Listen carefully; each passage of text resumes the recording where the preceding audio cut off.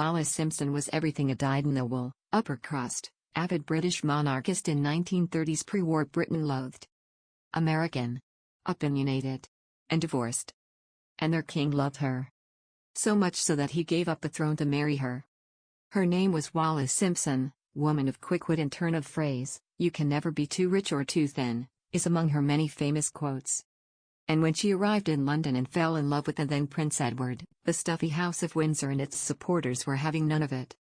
Simpson was treated with right royal disdain. She was a brunette, twice-married socialite, American no less, painted as a social climber unsuitable for the future king. Wallis, born into a wealthy American family, had met and married her first husband, U.S. Navy aviator Earl Winfield Spencer, Jr., in 1916, The Express reports. The pair divorced in 1927 and she then became entangled with married shipping executive Ernest Aldrich Simpson. A loathed love story.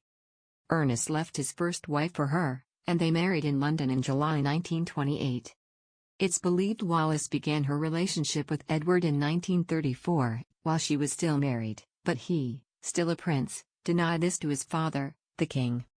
By 1935, their relationship had blossomed despite the disapproving eye of the royals, who hated her for her marital history, and for the holidays and gifts he lavished on her. As the future King of England, he would become head of the Church of England. The church at that time would not allow a king to marry a divorced woman with two living ex-husbands. Even if it would, it seemed that the public would not accept an American queen. The Britons and the press seemed to loathe her. She was seen as an evil temptress. But when his father King George V died in January 1936, and Edward became king, it spiraled into a constitutional crisis. The grim warnings, rumors, whispers and hate bubbled along for much of the year. By October, as finalization of her second divorce neared, media coverage in America was at its peak, and it became increasingly evident Edward planned to marry her. The plan was opposed by the governments of the United Kingdom and the dominions of the British Commonwealth, who raised myriad religious, legal, political and moral arguments. They would not accept her as his consort. Equally, he declared he loved her and would marry her regardless. The looming scandal saw Time magazine name her 1936 Woman of the Year. In the single year 1936 she became the most talked about, written about, headlined and interest-compelling person in the world.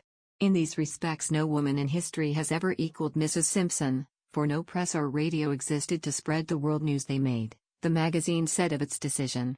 Abdication. The British press remained silent until Alfred Blunt, Bishop of Bradford, gave a speech to his diocesan conference on December 1, 1936. He alluded to the king's need of divine grace. "We hope that he is aware of his need. Some of us wish that he gave more positive signs of his awareness." The crisis was now front-page news. Simpson reportedly fled to France to escape the media glare, the king's words ringing in her ears, "I shall never give you up." Finally, the church gave Edward a blunt warning: choose. If he wanted to marry his unsuitable mistress, he would have to give up the throne. On December 11, 1936 he did just that. In a BBC radio broadcast from Windsor Castle, having abdicated, he was introduced by Sir John Reith as His Royal Highness Prince Edward. He told listeners he was unable to do the job of king as I would have wished without the support of the woman I love. The next day, the couple, who would become the Duke and Duchess of Windsor, sailed into exile in Austria.